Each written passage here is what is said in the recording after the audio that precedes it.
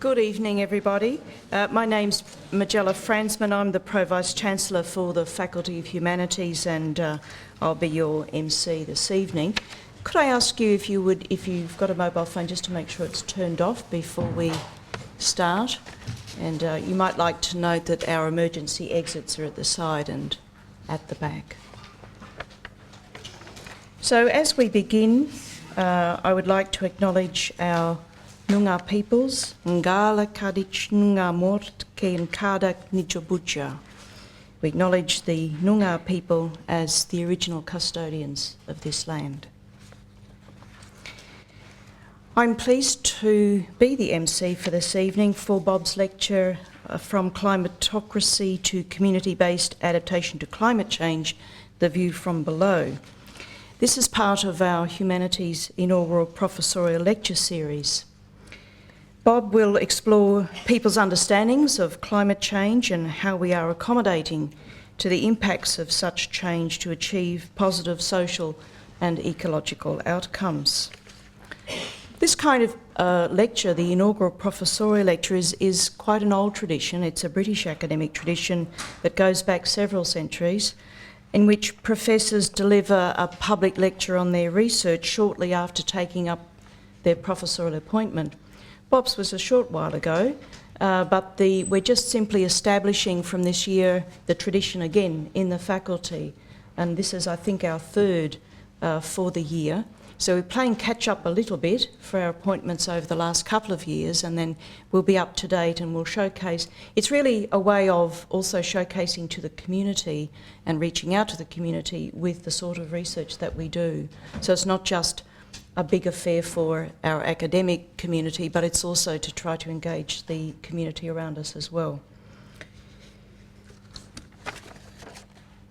Bob Pokrant was educated in the UK and in the United States. Prior to taking up doctoral studies in anthropology at Cambridge, he was a lecturer in anthropology and sociology at the University of British Columbia in Canada. His doctoral work at Cambridge included 2 years fieldwork in northern Nigeria, where he helped found the Department of Anthropology, Sociology and Politics at Adaptation University in Kano in the 1970s. He's also carried out fieldwork in India and Bangladesh, and is currently working on the adaptation of coastal communities in Bangladesh to human-induced and natural hazards, including climate change. Bob taught at various tertiary institutions in Australia and Sweden before coming to Curtin, where he took up his position in the School of Social Sciences and Asian Languages. He's also on the board of the university's Australia Asia Pacific Institute, or API, which is also housed within the Faculty of Humanities. So please welcome Bob to the podium to speak to us on From Climatocracy to Community-Based Adaptation to Climate Change, The View from Below.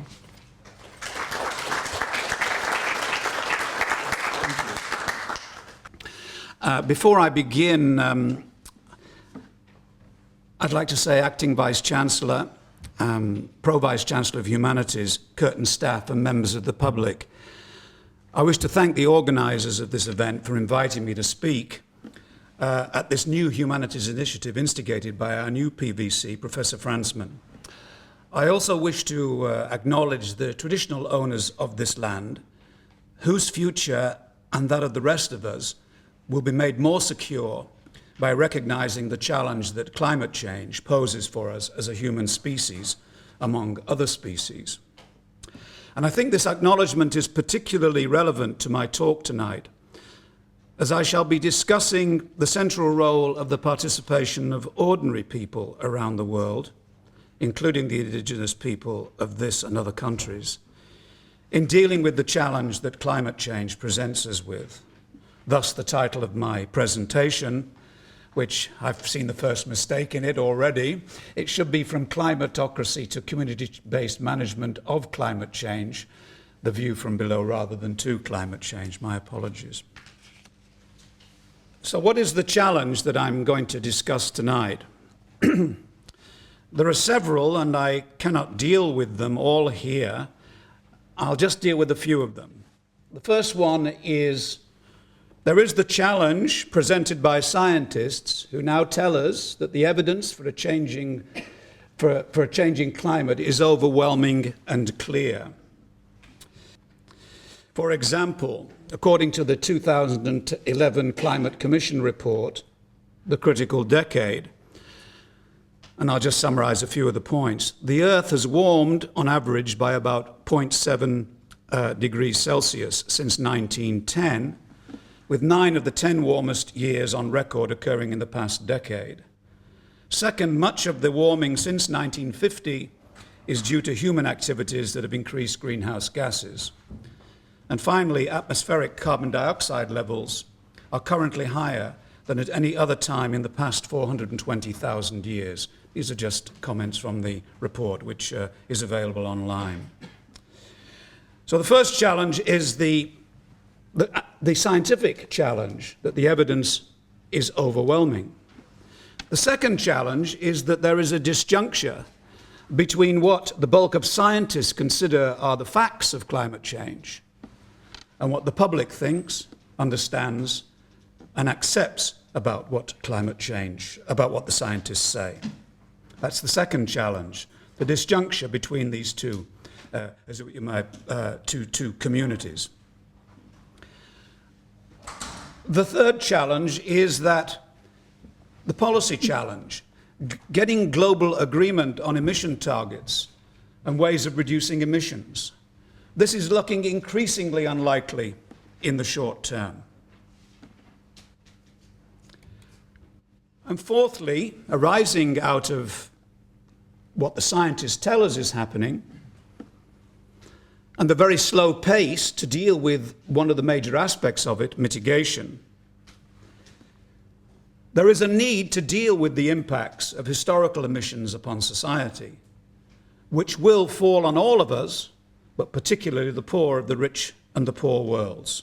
And the final challenge strikes me, which underlies the whole debate, and not just climate change, but the nature of human society itself in the contemporary world. And that is the broader civilizational question posed by climate change. Where do humans place themselves in the natural order of things? So I consider the climate change debate is more than a debate about climate. It's about how we deal with it, of course, but about the ancient question of what constitutes well-being and what constitutes a good life. That is the underlying question, in my view, that we are struggling over today, of which climate change is simply one very serious and very dangerous component. Having said that, what I wish to explore tonight is the question of how we deal with historical emissions, that is the product of several hundred years of industrial development. So how are we to deal with the inevitable, if not always certain, impacts of historical emissions upon society, which will continue to affect people even if all greenhouse gas emissions cease today? And in the climate change debate, this project goes by the name of Adaptation. So my lecture will be, I will discuss why adaptation and community-based adaptation is important, provide some examples of adaptation in action, and end with a number of critical questions about the adaptation research and policy agenda. But first, my lecture is about the view from below, but I'd like to start with the view from above, where I think we need to locate the mass of the world's population. The first point about the view from above, and this is the part of my title, debates about climate change are dominated by what I refer to as a climatocracy of political leaders, bureaucrats, scientists, and increasingly international business, with some input from NGOs. The first thing about the people who are involved in this debate is that most of them discuss climate change very remote from daily experience, and that's one of the problems in coming to terms with the debate. It's abstract, it's away from us. It's something that's happening elsewhere. It's something talked about by people who shift from venue to venue around the world and have no sense of their own place. At least that's the perception we get. But it is within this context that adaptation is framed and investments are being made. So we've got this climatocracy, and the focus of this climatocracy, at least until recently, or the main global and official discourse on climate change has been mitigation. And to a lesser extent, but increasingly so, geoengineering. I'm only going to refer to mitigation here. We may take up geoengineering later. The mitigation debate, which is the debate that Julie Gillard and Tony Abbott are having over the carbon tax, carbon trade, emissions trading, and all these kinds of things, are connected to this question of mitigation, that is, reducing carbon emissions at source. And I would add, doing this within the existing political economic systems, what is called in my area of research ecological modernization, and what John Urey refers to as a kind of resource capitalism.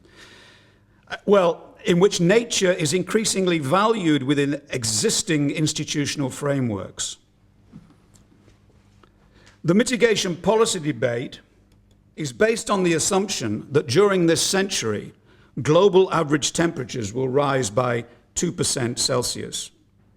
However, and this is a point on the screen, some scientists say we need to prepare for a world in which the average global temperatures will be between 2 and 4 and even more Celsius over the next 100 years.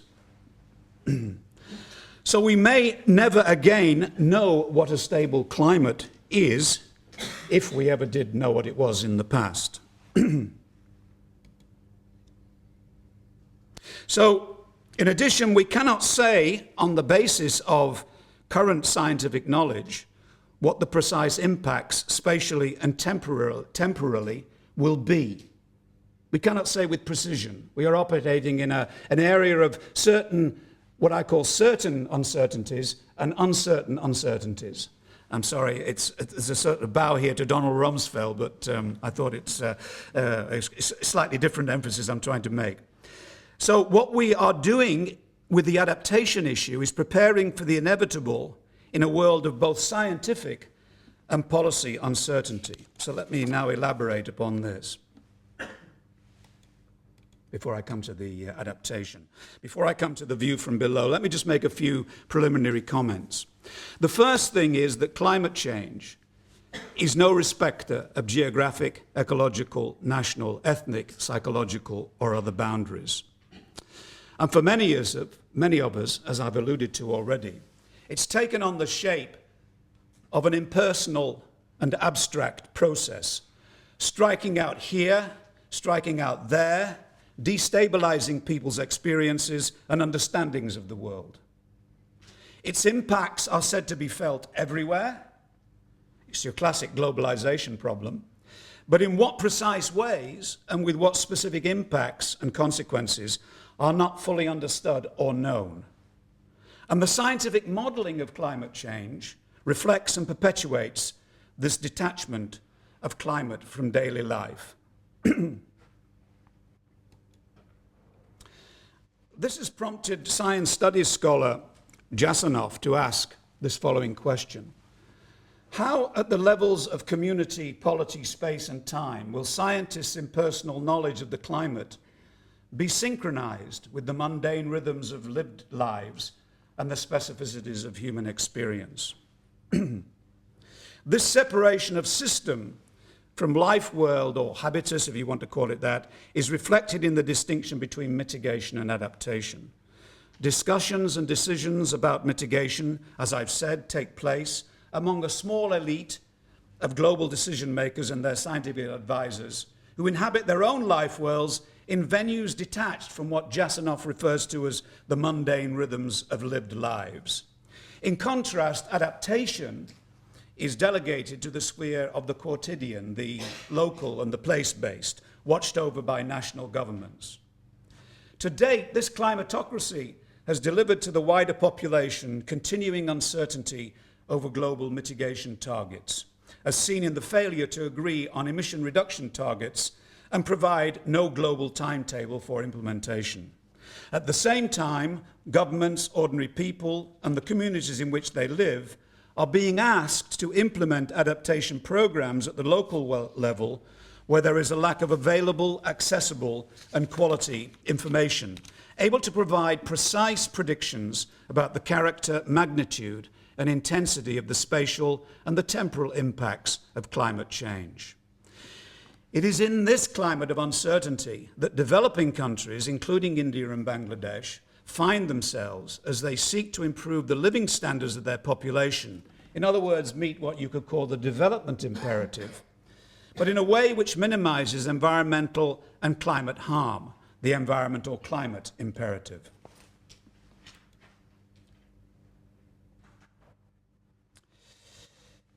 As an anthropologist by training, my main interest in climate change arises out of working at the grassroots level in West Bengal and to a lesser extent, in Bangladesh, and to a lesser extent in West Bengal in India. It is at the local level that the impacts of climate change, and I will include here climate variability, are most visible. It is here that adaptation strategies are being introduced, and it is here where the world's poor live. It is also generally regarded that those most vulnerable to climate change impacts are those who are already the most vulnerable to a range of non-climate stressors, namely those living in insecure and disabling environments, such as the poor, the indigenous, the elderly, many women and children. In addition, the most vulnerable are generally those least likely to have caused the problem in the first place, and may even be victims of efforts to mitigate climate change. So adaptation is not simply a technical process of enhancing local resilience.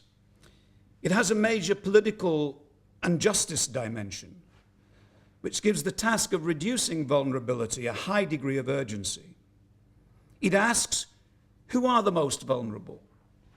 Who should cover the costs of reducing that vulnerability? What and who is to be protected? And what means are to be employed to enhance human security? These are all important questions. They're all contested questions. So when we speak of adaptation, to what are most practitioners referring? Now, I don't want to go into Adaptation 101 here and go through every single meaning of the term, but let's just have a look at the concept of adaptation. The first thing about it, it is not a new concept, and probably most of you in this room are aware of this. It is inherent in the human condition.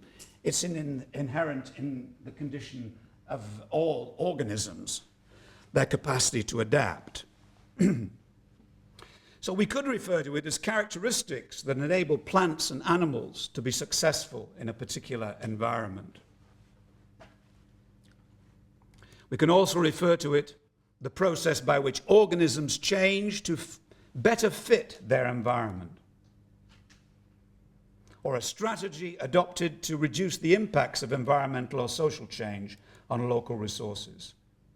In the climate change debate, it's defined in this way, and there are many definitions, and I've taken one from an Australian website, of which several of us are members of this network of National Climate Change Adaptation Research Facility. Climate change adaptation are actions undertaken to reduce the adverse consequences of climate change, as well as to harness any beneficial opportunities. Adaptation actions aim to reduce the impacts of climate stresses on human and natural systems.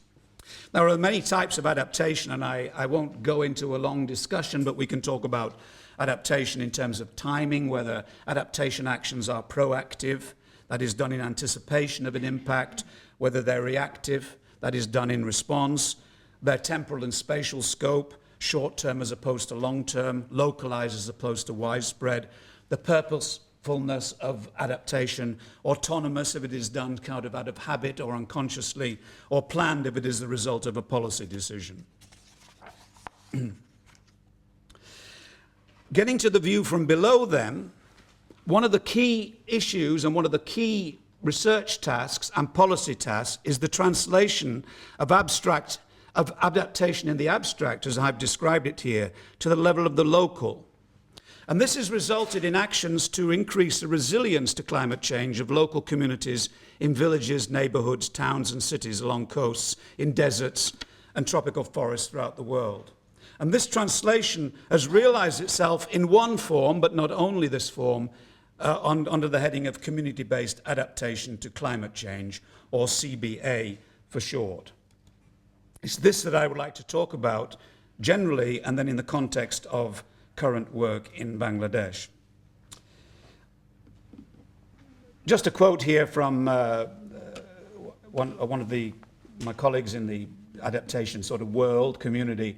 Community-based adaptation to climate change is a community-led process based on communities' priorities, needs, knowledge and capacities, which should empower people to plan for and cope with the impacts of climate change. Another, it involves participatory learning and action research, which goes in the PLA, in which cross-disciplinary teams work with local communities to facilitate improved adaptive strategies.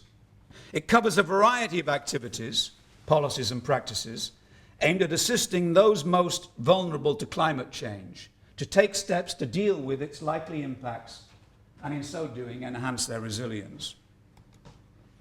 The main but not the sole target are the world's poor, most of whom are located in developing countries, particularly in what is categorized as the least developed countries, and this is my focus.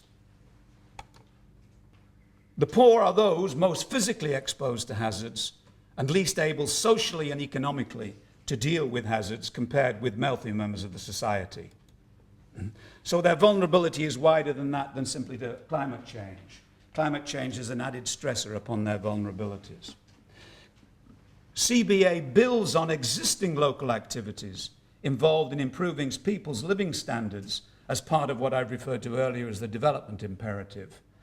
And climate change and development and their relationship is central to the CBA agenda, and I would still say is a work in progress. The idea of changing development practices to make them more climate resilient. This is a major issue in the literature and in practices on the ground. And essentially, community-based adaptation to climate change in this context extends current development planning at the local level by building in the longer-term impacts of climate change, or remember, which are uncertain. So you can see it's quite a difficult task. And the core argument in this relationship between development and adaptation is that reducing social and physical vulnerability, the development imperative, precedes adaptation. That is, adaptation is likely to be more successful and less necessary if vulnerability is reduced. So climate change is part of a much wider process of change. So why CBA? A little bit more detail on this. Why is CBA so important today, apart from the fact that, well, it's established now throughout the world in various ways? The first thing, the immediacy of climate change. Vulnerable communities require assistance now. They cannot wait until all the data are in on climate change. The arguments are we shouldn't do anything till we're absolutely exactly sure what's going to go on. Well, we won't ever know what exactly will happen. The climate is such a complex and unpredictable thing, it's unlikely we will ever fully understand it. So if we waited long enough, we'll be waiting till hell freezes over, or in this case, probably a wrong metaphor here. So the immediacy of the problem is that people cannot wait, particularly in the developing world. As I've said earlier, it's poor people focused. The poor in the developing are the most exposed, but not exclusively so. Context, models of climate change provide no precise guides for local action.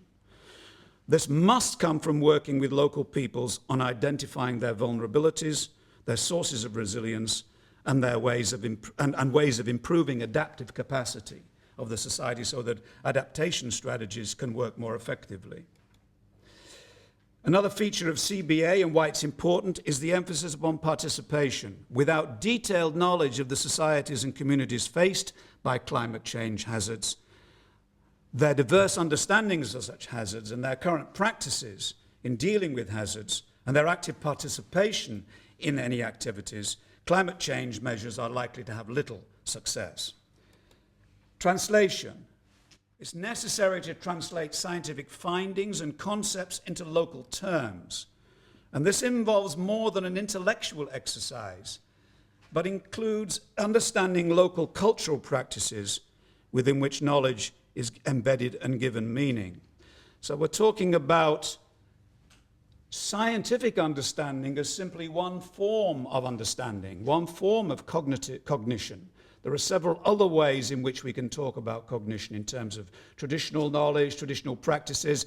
I don't like the word traditional, but let's say local practices, which may be a hybrid of scientific and other practices as well. So there's no, they're not mutually exclusive. And finally, community. While focusing on place-based communities, at least in these early stages of adaptation research, strategies for change must take a multi-scalar approach which embeds the local activities within wider networks of power, funding, and environmental change. So whereas the emphasis is on the local, I would say the emphasis is on the based part of community, that is, looking at the wider context from the local level rather than focusing entirely on the local, although this is problematic in terms of some of the research that is being done. Okay. I'll just quickly whip over this. I don't think we need any of this, this here.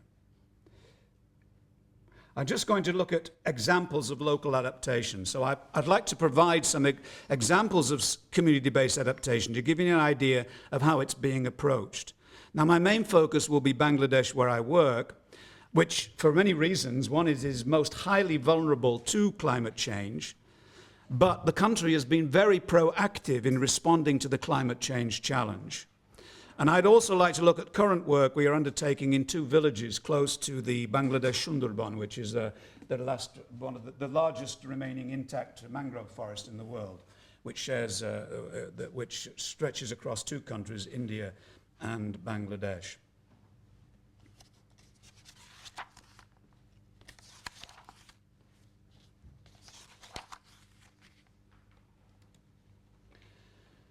Let me just talk about some of the ways in which people are approaching local adaptations. One of the things that is happening now is the attempt to create genetically modified and hybrid rice forms to be used in areas that are becoming increasingly saline, which is the area I work in on the coast of Bangladesh. Increasing salinity for a variety of reasons is making it impossible for traditional rice varieties to grow.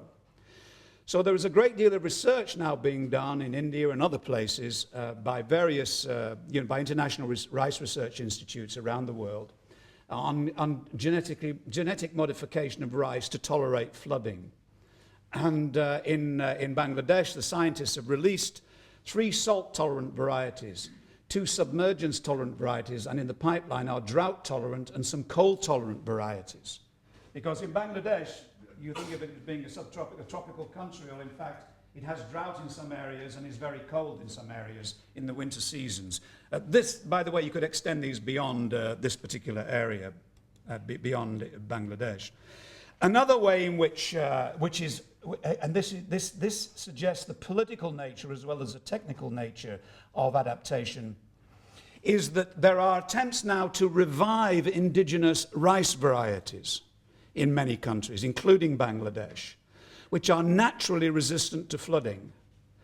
One of the arguments for this is that it avoids dependence on particular varieties, focusing on particular varieties, the kind of monoculture, in order to enhance food security. And Practical Action, which is an international NGO in Sri Lanka, is working with local farmers on this. And there are debates about whether you should use indigenous varieties. Remember, the numbers of rice varieties that exist today in the world are a tiny, tiny proportion of the tens of thousands of varieties of rice that existed historically. In Bangladesh alone, there were several thousand varieties of rice up until recently. But now there are you can hardly get any of the traditional varieties. There are some, but not that many. There are an attempt to revive these as part of as a way of, in a sense, dealing with climate change, with the impacts of climate change.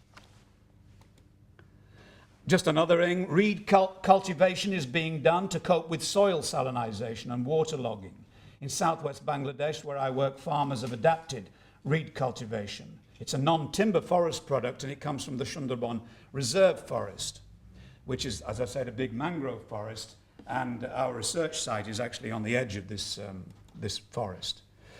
Rice and fish farming and crab fattening are another way of dealing with adapting locally, that is diversifying into other activities. So here, I've got a picture here of crab fattening in one of the areas we work in. And rice and fish farming, that is combining rice and fish together so that you, in a sense, well, you can benefit from the interaction of fish in rice fields. Fish, if you use the right varieties, eating some of the pests and so on that may affect rice and so on. I'm not a zoologist or a biologist, but my colleagues tell me that this is a very efficient way of increasing the protein intake of populations. And these two examples were taken, these photographs were taken this year. Here's another example of a local adaptation to, in a sense, is it adaptation to climate change or what? It's also a development initiative. Here we have solar panels and guttering. The one little solar panel, the guy in this house could run his TV and his light off it. Okay, he's in this little house. This is running, we'll go through this one panel at certain times. What you can't see on this is that one of the issues in this area is salinization of the water table. And this is a serious problem because historically, most people took their water from the ground. What is happening now is people are trying to collect more rainwater because it rains terrifically in this area during the monsoon. The guttering here, this is in the dry season, so he hasn't got his big pots out, but in the rainy season he'll have his big pots out, and the guttering will just simply act as a way of collecting the water for household use. Here's just another example from one of the villages, water harvesting on a bigger scale. If you look at the top picture there in the background, that's one of the traditional pots that are used. But now, with the help of a local NGO, they've made an enormous water tank in the ground. And it's connected to the houses around, so the little drain pipes coming down, very simple stuff. Needs a bit of capital to put it in because it's concrete, has to be made up and so on. But it will actually, I won't bore you with all the statistics, but it provides a lot more water for a lot more people for a longer period of time with less effort. And it lasts, and it is protected more. Another common practice that is occurring in the area is raising house levels against flooding. Now, this is a traditional practice, but it's become more and more important. So here we have this is a lady here in her house. She's having a plinth made upon which she's going to raise her house. Of course, one of the issues here is a lot of people can't afford to do this, so there is an issue of the access to resources to do these kinds of things. But this is just one example of what is happening in this area. Another example, which you may have heard of, is floating vegetable gardens. If you can't get rid of the water and it's flooding your land, well, let the land float on the water in a kind of hydroponic approach to using a lot of water hyacinths, which grow wild in the country and are actually quite a pest. If you can use these, you can use floating gardens. Mm-hmm. And you can have duck farming instead of chickens, so to protect you against when floods. If your chickens are going to get drowned, then you can have ducks instead of them. I mean, there's simple things that are done, and they've probably been done historically in many countries. Mm-hmm. Those are just a few examples of what's going on in this one area. Awareness raising is also another important factor in the local community. translating climate change issues. And remember, the people who are doing these things, and I'll get back to this in a moment, all these examples, they're not talking in terms of climate change. The concept of climate change, at least the people we're speaking with, is almost a foreign concept. They talk about local things like, you know, the rains are changing, you know, it's irregular now, we don't have the cold season anymore, this is the way it's being experienced locally. If you say, are you experiencing climate change, people will look at you as though you come from another planet. You have to sort of translate it in locally. And you get a lot of local groups. There are lots of ways. In schools, it's increasingly being brought into schools, where children are actually being asked to go around the communities and discuss and talk about and take photographs and video and do all these things about local activities in connection with climate change. I'll just give you an example there of awareness raising from a recent field trip. This Rupantor is a local NGO in southwest Bangladesh, and they've taken a traditional medium of sending messages in the community, the pot song, pot referring to scroll here, in which they use a folk medium, traditional melodies, and traditional forms of drama to promote awareness of climate change. These are all hand-painted, and there are many of them, and they essentially come in and start off, and it's kind of a story of the climate. They show you a nice, idyllic picture of Bangladesh as it was in the pre-climate change days, everybody happy and so on. Okay, it's somewhat idealized. Then they show you a picture of horrible industrial society, which I think is sort of on the right here. And then at the bottom here, what they need to do in order to adapt to it. So you've got floating gardens, you've got pen aquaculture, you've got a whole range of things that can be done, embankments, building houses on plinths, and so on and so forth. I'll just play you a little bit from this session. This was videoed by a colleague of mine. Do I want to proceed? Yes.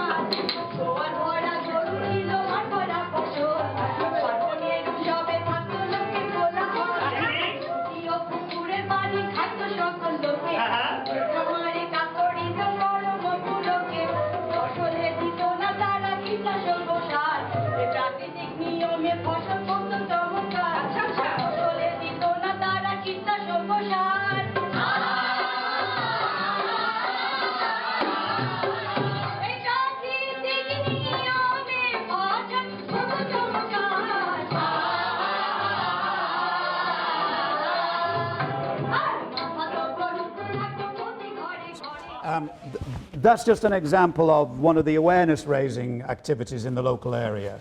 Now, there are other things, there is storytelling, there's all sorts of things.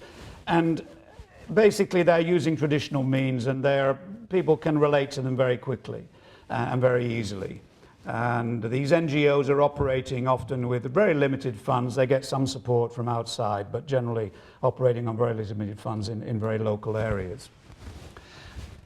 There are many other examples I can give you, but I think I'll just move on a little bit here now to, I've been talking about coastal southwest Bangladesh, where some of those pictures were taken. Most of them were taken, one or two from West Bengal. I'd just like to move on a little bit in this discussion to talk about our current research project, which is in the same area as those pictures that you've just seen. This is, just to provide you with a context, Mongla is a port in southwest Bangladesh. Basically, there's no, if this is a topographical map, India is here and Bangladesh here. This is the Sundarban mangrove forest. And our research sites are here, or somewhere here, close to the border in Satkhira Satkhira district. The forest there is the edge of the rainforest, the northern edge of the Sundarban. And all this is cultivated from therein. So this is the border between two quite discrete agroecological zones. There's a sort of another picture of it, of the Sundarban. Get a sense of, this is the Sundarban here. There's an enormous number of shrimp farms around here as well, I'll talk about in a moment, because they have a role to play in this story. These are the two villages that we're working on. Here you can see the edge of the Sundarban here. The remains, all this used to be forested as well historically. The Sundarban used to spread much further up, but it's been progressively removed because of farming as part of the general civilizing mission that humans have about land, that is, taking it over, converting it. The two villages are Fultala and Chakbara, these two villages, quite distinct. The other thing about, what I want to point out about the climate change is that these two villages are you would think they're only about 10 kilometers apart from each other, yet they have quite different relationships to the environment. So trying to be precise, you've really got to be precise if you're going to be talking about assisting particular areas. Even in an area where there's only 10 kilometers differentiating two villages, they may have quite different livelihood patterns, quite distinct livelihood patterns. So general strategies will not easily work unless you take into account the differential qualities here. I can't go into all the details of these two villages, and I'll take questions later if you wish. There is no, at this point, we are working in two villages where there is no community-based action going on, supported by NGOs and so on, which is where most of this community-based action takes place, local communities with NGOs. So we're starting from scratch here in this village. Here's a few pictures of the local area. A few things I'd like to observe about it as background. The top left-hand corner, these are fry collectors. They are poor people from the local area who fish with nets to gain the fry of shrimp to sell to the shrimp farms. And there are hundreds of thousands of these people. I've only shown you one little picture here. But they take and they sell to, well, there's traders, fry traders. They are involved in a complex political relationship with the state and with NGOs because they're accused of destroying biodiversity and so on by environmentalists. They're also accused by some others of using child labor. There are specific ideological reasons for them saying this, and I don't want to divert me a little bit from my main task. But these are, in one of the villages that I was studying, the one to the right or to the east on the map, this is a common activity. A lot of the people live on this sort of spur of land and do this as a daily activity. And the middle picture is the local people building a mosque in their town because the place is very exposed to cyclones. And of course, climate change is said to increase the intensity of cyclones. Whether it would increase the number is still a debatable point. But increasing the intensity. The last two cyclones have done enormous damage to this area. And this area was so exposed, a lot of it's new, the building, but it's still going on. And here are people building the mosque. And this is 2 years after the last cyclone hit, the big one, I think it was Isla, if I'm not mistaken, in 2009. The other pictures are from another farmer in the other village who's actually combining rice farming with fish in this one, and shrimp as well. And this picture here shows a difference of when saline water enters an area and when fresh water enters an area. This area has been destroyed because the water was saline, for reasons I can go into. This area over here, you can't see it well, had a much better crop because the water was more fresh. So there's real severe impacts for people's lives. The other pictures I'll come back to later. But those were pictures were taken in March this year, the ones I've just shown you. This is the situation now. in the monsoon period. And I've just taken out of, I've got one of my students is down there, and he's just written to me, but I've just been checking on the local newspapers. And in August the 24th, heavy monsoon rains in the Shadkira and Khulna districts, is where we're working, have forced 700,000 people to flee their homes following the worst flooding to hit the area in 8 years. And there's some facts. 350 villages in 22 unions. The unions is the smallest level of local government. Upper Jillas, our sub-districts, are under 2 to 3 feet of water. Over 300,000 people are marooned and 24,000 houses damaged. Aman plants, that's a rice, seed beds, beetle leaf gardens flooded, and huge shrimp enclosures have been destroyed in this area. So you get these are recent pictures. These have just been taken in the last couple of weeks, as far as I understand, in the same area I've just showed you. So you can see the incredible variability here. Here's a quote from a local farmer in the area, Muhammad Hayat Ali. He's a 40-year-old farmer, straight as bamboo, who lives east of Shadkira, about 30 miles upstream of the coast, but still within range of tidal surges and the salinity of a slowly rising sea. In previous times, this land was juicy, all rice fields, Ali says, his arm sweeping the landscape. But now the weather has changed. Summer is longer and hotter than it used to be, and the rains aren't coming when they should. The rivers are saltier than before, and any water we get from the ground is too salty to grow rice. So now I'm raising shrimps in these ponds and growing my vegetables on the embankments around them. A decade ago, such a pond would have been a novelty. Now everyone, it seems, is raising shrimps or crabs and selling them to wholesalers for shipment to Dhaka or abroad. Just a glimpse of some of the issues in the community. Our project is linked to this area in the following ways, the project we're doing in terms of adaptation. Our view is this, and I'll go back to the original point. In order to fully work in local communities and to, in a sense, implement any adaptation strategies that may be of any use to local people, it is absolutely essential that local people be involved from the word go in any activity. And part of our project, and we're at the beginning stages of this, is to, well, we're answering these 3 research questions, one by one. Do coastal peoples different changes in local environmental conditions as a result of climate-dependent stressors, or are they results of other natural human-made stresses? In other words, we're trying to understand how local people conceptualize local environments. How do local understandings and the experiences upon which they are based translate themselves into adaptive strategies? And thirdly, how do local people assess the success or otherwise of their adaptive strategies? And how do such assessments shape future strategies? We're really only at the stage 1 of this, which is question 1, and perhaps a little bit of 2. Just let me quickly go through some of the issues, some of the things that we're seeing.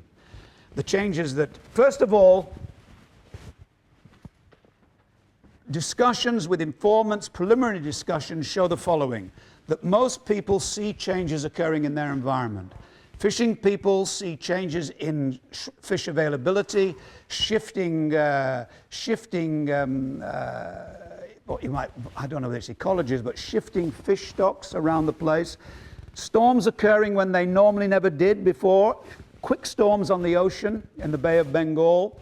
Others are seeing changes in rainfall patterns, a whole host of things. Honey collectors are saying the honey is not as good now because the flowering is taking place at the wrong time. So the honey collectors are being affected by this. They're all saying these things appear unusual, at least in their experience. No one made any reference to climate change in discussing this at all. This is the important thing. And we didn't sort of suggest the word until very later on. Most people saw the issues facing them as a combination of weather and non-weather stressors. Examples. For example, the reduced rains, even drought in this area, and increased salinity has caused, according to the fishermen, declining freshwater fish, which is a part weather stressor. But illegal grabbing and converting of canals to croplands and to fish ponds, a non-weather cause, is causing major damage to the freshwater fish. So local people experience things, or any local people, I don't care whether it's here or in Bangladesh or in Perth, experience things in this way. A second example, erratic rains, prolonged drought and salinity hamper rice production. a weather stressor, while the lack of fresh water, the local people say, is due to the conversion of canals, which has caused further impacts on rice farming. In other words, some of the canals have been destroyed that used to supply water, and individuals can no longer get the water. So they're seeing the issues that are facing these local people are not seen as a climate change thing or even as a weather thing, but as a combination of complex social, political, technical, meteorological and other factors. And you've got to be able to understand this if you're going to even talk about strategies of change. The forest has the last remaining Bengal tigers in this part of the world. They used to be much more widespread in Bengal, but now they're confined almost entirely to this area. And there have been increased tiger attacks, which has made the forest people, forest-dependent people who depend upon forest products, more vulnerable, which you could say is a non-weather related thing. They're more vulnerable because the tigers are coming out and swimming across the rivers and going into the villages and may take somebody. And there are several deaths a year because of tiger attacks. But others have said it's due to the lack of non-human prey caused by Cyclone Sidir, which killed a lot of the deer upon which the tigers predated. And so, in a sense, it's weather-related. So it's a combination, if you see, when you talk to different people. Some will stress one thing over another. Fishers have made some work changes, fishing locations, to avoid tigers, which you could say is a part weather factor. However, another problem facing fishing people in the area is increased dacoity or piracy, or robbery, or whatever you want to call it. This is a common word in South Asia. In the forest, making them further vulnerable. Because fishing peoples not only have the problems of the weather, when they go into the forest to fish, first of all, they have to pay for a permit to go in. Secondly, they have to pay a bribe to keep the permit from the same people who have given them the permit. And thirdly, they've got to pay pirates who attack them in the forest and threaten to kill them or take all their fish unless they give them money. So when you talk to local people, what are the problems facing you? They don't say, climate change, it's a big issue. They say, and then they will say, in one case, the person who is running all these, and we haven't been able to establish this, the person who is running all these pirates is a local bigwig who is going to become a politician. So you can see the complexities of actually talking about adaptation in this environment. Anyway, I thought I'd just show you that. My summary, villagers considered adaptive measures, whichever they were taking, to cope with that they took were to cope with the immediate and seasonal water shortages, salinity, flooding, cyclones and the like, rather than as potential packages of measures to deal with longer-term changes in climate. This is the starting point of the study. They also, these are my words, they consider the technical measures they need to take because they understand quite well what needs to be done to prevent water logging and that. They know technically. But that's embedded within political and social contexts, which makes it more difficult to implement the technical changes. So the technical measures cannot be used without political and other changes, in my view. And the local perceptions of changing weather vary from place to place and are filtered through local cultural lenses, which vary by age, gender, ethnicity, you name it. There are a whole host of, because women see the climate differently, the weather differently to the men. I can't go into that. The other thing that I wanted to say about, this is a more broad point about the work that we're doing and a preliminary observation, is that most of the examples that we've seen of local adaptation, including those earlier ones, operate within a resilience framework, making things work better within the existing societal framework. So, and finally, I'll just say, having said this, I won't go through all these. Some critical research and policy issues which are raised by this and by other studies and so on. The first thing is that everybody says adaptation is quintessentially a local matter, and I agree with that to a certain extent. But the view and actions from below are shaped by wider political, economic, and ecological contexts. So local adaptation, as discussed, requires transboundary approaches. And of particular importance in this area, because here you have little old Bangladesh, we're working down here, we're working there. It is at the foot, or the outpouring of three, it's at the deltaic area of three mighty rivers, the Ganga, the Brahmaputra, and the Meghna, which coincide here. So anybody, all the activities that people engage down here are affected by what happens up here. It's already happening for the last hundreds of years. It's going to become more important when India and China dam more and more of the rivers upstream. So local adaptation has to take into account these broader contexts. The second point I want to make, or critical research question, is that community-based action, as we've seen it, focuses largely on adaptation for resilience, which I've already made the point. For example, salt-tolerant crops are put in to assist people where it's saline water. But this ignores entirely landlessness and the distribution of resources to invest in them. So simply providing people with salt-tolerant crops is not affecting the fundamental vulnerabilities of the general local community. So what you need, perhaps, is a shift from seeing adaptation as resilience to what Mark Pelling, the British geographer, has referred to as transitional and transformative. I won't go into the details here, I'll finish soon on this. Transition emphasizes local peoples exerting their rights more aggressively within existing governance regimes rather than reacting to local events, whereas transformative adaptation involves emphasizing reform of existing governance regimes. That is much more difficult to do in these countries, but some would argue is necessary to have what you would call equitable outcomes. So it's a challenge to the existing paradigm of development. And well, why not? Because development has actually created the climate change problem. So can it be part of a solution? The idea of climate resilient development has come into this, which I can go into. Another point, rethinking humanity and nature. In my view, modernist adaptation, of which many activities are these days, particularly such things as geoengineering, if we can consider that as a form of adaptation, sees the environment as external to the human and something to be managed. We need to shift to rethinking how to reorganize human relationships. Environments do not need changing. Humans' relations to the environment need change, and I can go into that in greater detail if necessary. A few other points about adaptation and mitigation. In my view, we've got a moving target.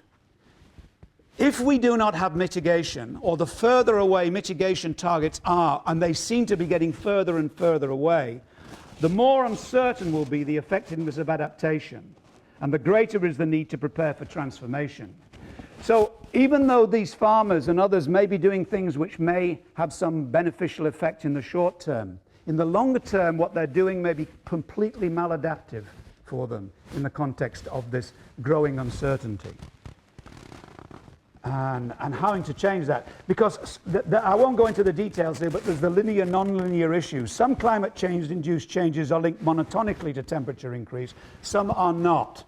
And this is the problem of what you might call, someone has called the difference between incremental adaptation and transformative adaptation, which we can talk about later. Adaptation can also be mitigated. I'll leave that for the moment. So current adaptations may prove to be maladaptive in the long term. The other big issue, or the elephant in the room, that is not really being dealt with as well as it might be, is migration as an adaptive strategy. Most of the discussion is about doing things in place. Even if it's, changes locally, it's not migration, certainly not long-term migration. Now, migration is inherent in the Bangladesh situation, as in every society. Here, it can be short distance to avoid floods, and it can be built into livelihood strategies such as pastoralists, whose migration is a strategy. So migration in itself is not necessarily a bad thing. But the poor are more likely to migrate than the rich because of lack of assets and lack of secure tenure. So the pressures are going to be much greater on poor people moving if they cannot survive in their local environments, which means that adaptation strategies is a question of equity. They must not simply go to those who are best endowed with resources to adapt. And it's a growing political issue, as you all know. Cross-border migration has generated a fear, but the idea of environmental refugees has no or limited legal status. They're still grappling with this because of the issues. So we must take care not to see migration as merely a technical option. It must be placed within local cultural context, and we must take into account, as an anthropologist, local people's symbolic and cultural understandings of place, as distinct from saying, oh, well, they can all move. A lot of that in Australia, they all say, well, if it gets too bad, we'll all just move inland. Well, even for Australians doing that can be a big wrench. It can be an even bigger wrench for poor people in these countries to be told, forget about it, your lifestyle here is finished, go somewhere else. There is nowhere else to go for these people, unlike in Australia. So final comment, and I'm sorry I've taken a little bit longer than I should have. I was going to talk about political economy, which is basically what I was getting to with this discussion. Community-based adaptation will work under some circumstances in some situations.